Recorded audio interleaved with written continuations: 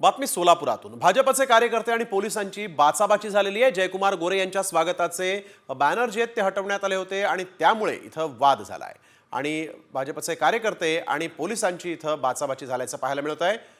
जयकुमार गोरे यांच्या स्वागताचे बॅनर जे ते हटवण्यात आले आणि त्यामुळे इथं जयकुमार गोरे यांचे समर्थक आणि पोलिसांमध्ये वाद झाला।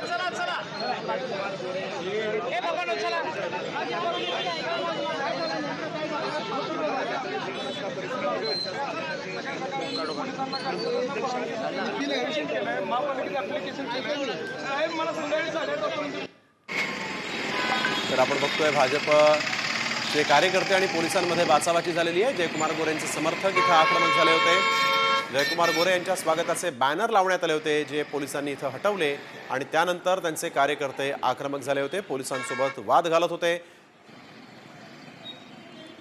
जयकुमार गोरे हे मंत्री आहेत आणि त्यांच्या स्वागताचे बॅनर सोलापुरात लावण्यात आले होते आणि त्याच वेळेस भाजपचे कार्यकर्ते आणि पोलिसांची बाचाबाची झालेली आहे। गोरेंच्या स्वागताचे बॅनर हटवल्यामुळे हा सगळा वाद झाला, परिसरामध्ये तणावाचं वातावरण निर्माण झालं।